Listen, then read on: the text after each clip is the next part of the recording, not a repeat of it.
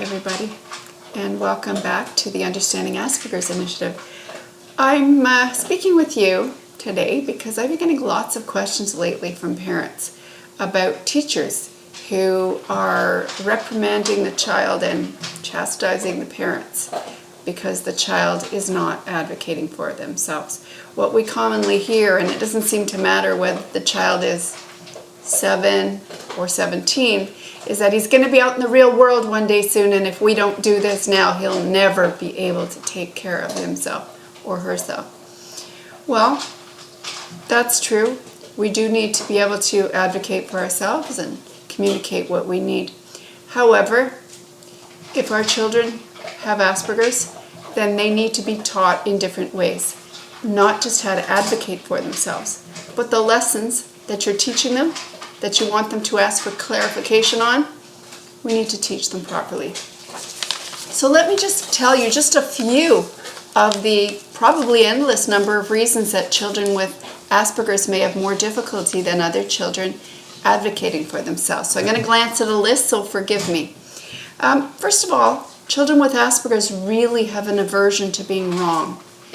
They're corrected every day of their lives in almost every area of functioning: life skills, academics, social interactions, how they communicate, how they receive communication. They are tired of being wrong. So they're not going to put their hand up, some of them, and let you know that they don't know what you're talking about.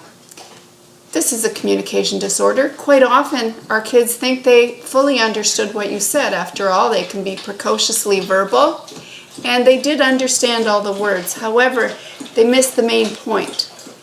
They missed what they were actually supposed to do with the instructions. So they quite compliantly go ahead and create a beautiful project or essay or get to their homework sheet, but when you go to look at it, it's completely off the mark.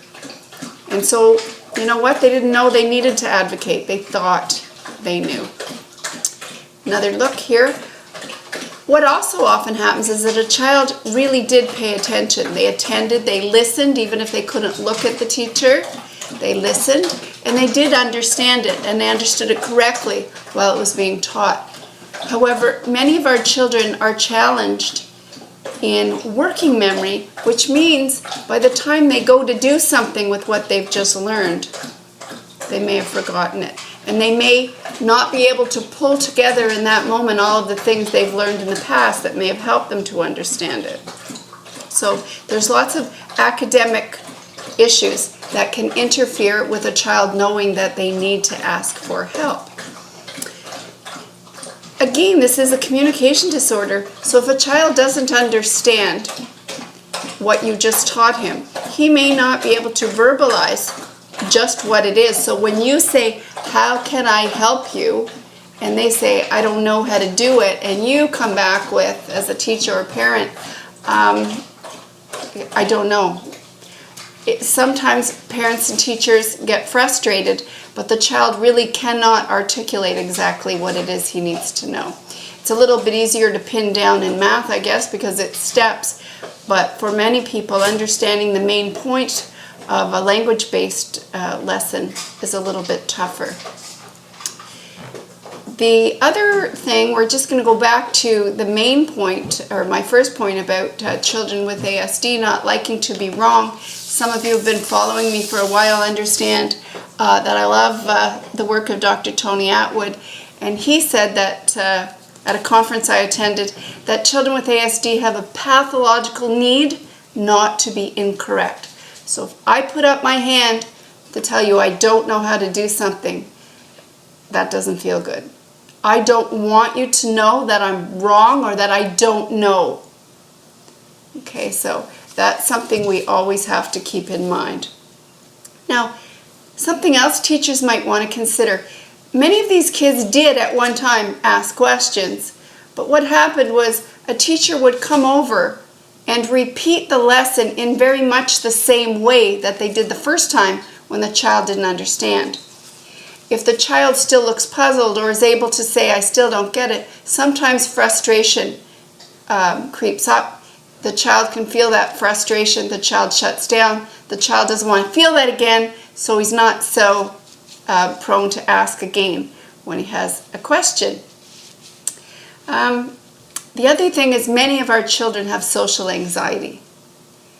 They are constantly feeling as if they're being judged in many aspects of their daily life. So putting up your hand, that might make people look at you. Might that make people judge you if you don't understand something that everybody else in the room seems to get perfectly well? So this can interfere with kids advocating for themselves. As well, many people with ASD do not like confrontation. So if a teacher gives an explanation and tells it to us once or twice, trying to help us understand, we still don't get it, it can feel confrontational to us, or it can feel as though we are challenging the teacher, and so we don't want to push. These are just some of the reasons that children with ASD may not want to advocate for themselves. What we need to do as parents and teachers and other people who love and care for our children with ASD is we need to do whatever we can to help them lower their shields. They are very risk averse, so if we can find ways to praise and recognize any time they ask a question, that would be awesome. If you can let them see you make mistakes and then ask for clarification and then ask again for clarification and then say, I'm really glad that I asked how to do that because I really didn't understand it. Model it. All of you in your household, model it. Ask the teacher to model it. Because you know what? Our kids think they are the only ones who always have questions, who don't understand, who are frequently wrong. So let's show them that that's just not the case. There's really no one who has it all together all the time. So that's pretty much what I wanted to say today, and I thank you very much for joining us on Ask Us Asperger's. If you have an area that you want me to talk about, I'm really happy to do that if I get enough requests. There is an email address or a contact for you below the video. Thanks very much and have a great rest of your day.